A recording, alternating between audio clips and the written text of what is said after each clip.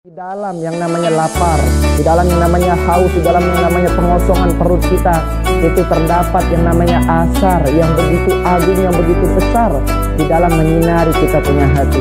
Begitu juga di dalam memberikan efek semangat di dalam kita beribadah kepada Allah Subhanahu wa taala. Bismillahirrahmanirrahim. Assalamualaikum warahmatullahi wabarakatuh.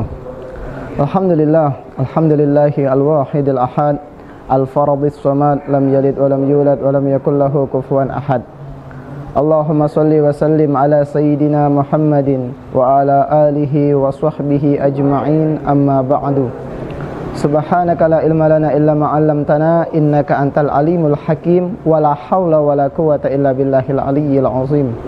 Wa qala Rasulullah sallallahu alaihi wasallam, "Lau ya'lamun nas ma fi Ramadan minal yumni wal barakah latamannau an takuna haulan kamilan." Atau kama qala Rasulullah sallallahu alaihi wasallam. Ikhwani, pemirsa yang dimuliakan oleh Allah Subhanahu wa taala.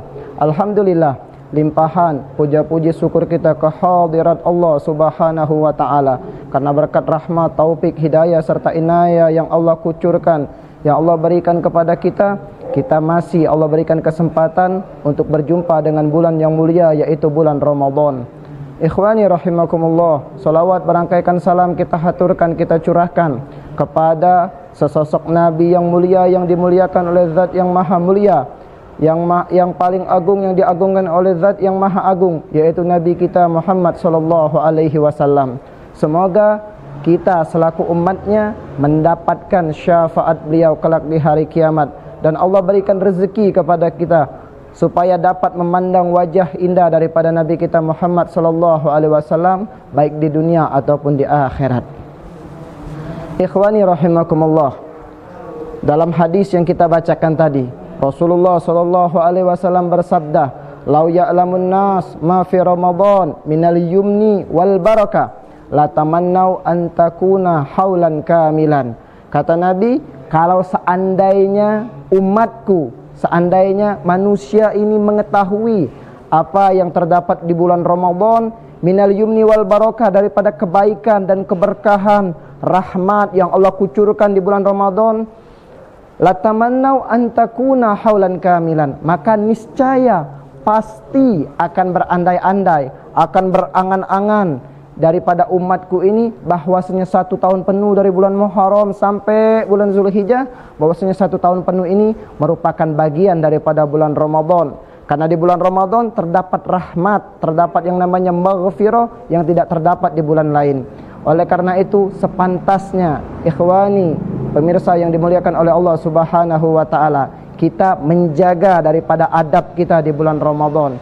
Di antara adab-adab yang paling penting yang diungkapkan oleh Al-Imam Al-Habib Abdullah bin Alwi Al-Haddad di dalam kitab beliau Nasaihud Diniyah, adab yang paling penting yang mesti kita perhatikan di bulan puasa adalah menjaga daripada lisan kita, menjaga anggota badan kita dari melakukan kemaksiatan kepada Allah Subhanahu wa taala, menjaga diri kita daripada yang namanya berbuat ghibah, berbuat namimah, hasud, iri, dengki, dan juga daripada sifat-sifat yang tercela lainnya.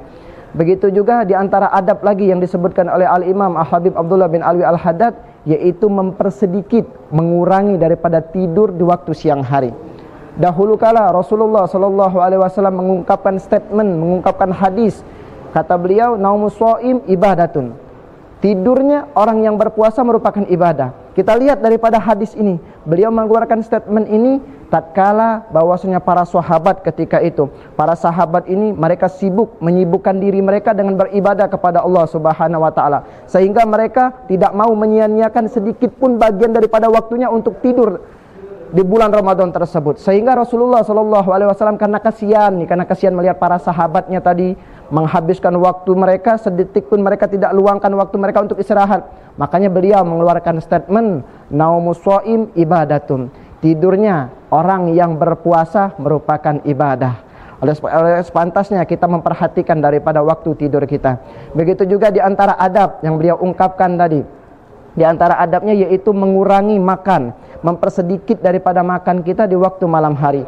Jangan sampai kita terkesan daripada orang yang berpuasa siangnya dari waktu subuh sampai waktu maghrib kita ada kesannya seperti orang yang menahan lapar dan haus. Pas waktu maghrib datang, kita kesannya seperti orang yang mau balas dendam. Kesannya pengen balas dendam daripada waktu siang nggak makan nggak minum. Pas udah masuk waktu maghrib, semuanya kita hantam, semuanya kita makan, semuanya masuk ke dalam perut kita.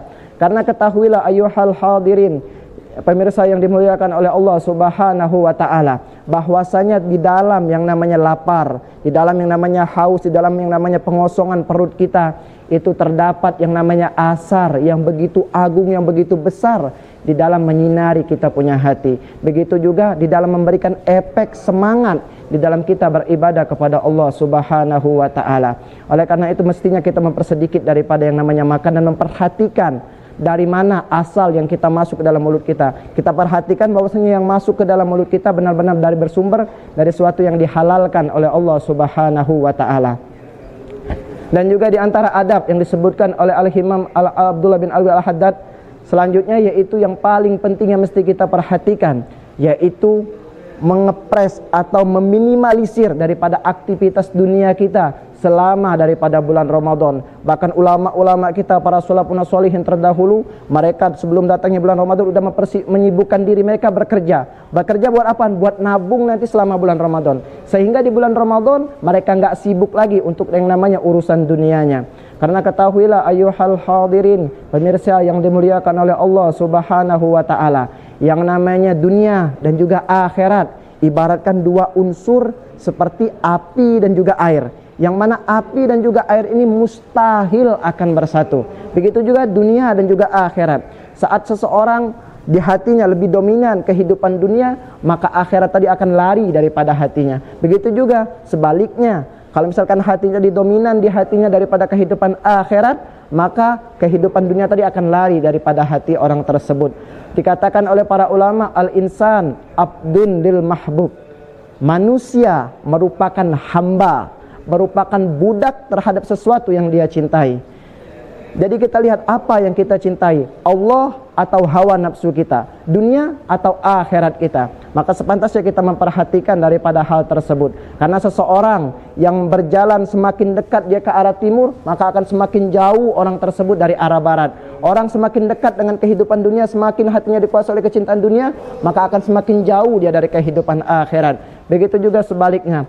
Oleh karena itu ayyuhal hadirin, pemirsa yang dimuliakan oleh Allah Subhanahu wa taala, mari kita kosongkan hati kita dari perkara-perkara yang menyibukkan kita dari mengingat Allah Subhanahu wa taala. Terlebih di bulan Ramadan yang penuh dengan rahmat, penuh dengan ampunan daripada Allah Subhanahu wa taala. Dan ketahuilah bahwasanya kalau misalkan kita dapati di bulan Ramadan ini kita tidak mendapatkan rasa manis, rasa lezat dalam setiap ibadah yang kita lakukan, maka ini menunjukkan bahwasanya di dalam hati kita dikuasai oleh kecintaan terhadap yang namanya kehidupan dunia. Karena orang kalau misalkan hatinya dikuasai penuh oleh kecintaan dunia, maka mustahil dia akan merasakan yang namanya lezat di dalam beribadah kepada Allah Subhanahu wa taala. Dan ketahuilah, tidak pernah terucap dari lisan yang mulia dari Nabi kita Muhammad sallallahu alaihi wasallam bahwasanya hubbud dunya ra'su kulli khati'atin. Cinta kepada dunia merupakan awal, pokok, pangkal daripada segala setiap kesalahan.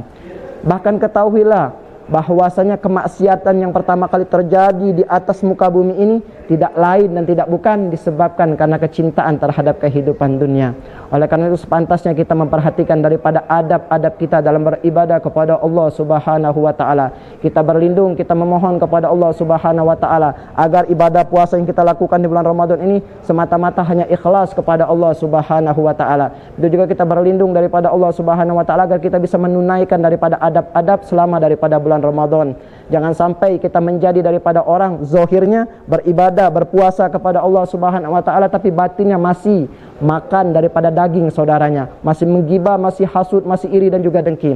Kita berlindung kepada Allah Subhanahu wa taala daripada seseorang yang solat di suatu tempat dengan zahirnya tadi, badannya solat, badannya sujud kepada Allah Subhanahu wa taala tapi batinnya tadi dia berada di tempat yang lain. Begitu juga kita berlindung daripada seseorang yang membaca Al-Quran, melantunkan zikir-zikir kepada Allah Subhanahu wa taala tapi hatinya lalai daripada mengingat Allah Subhanahu wa taala, lalai daripada mengingat daripada kehidupan akhirat.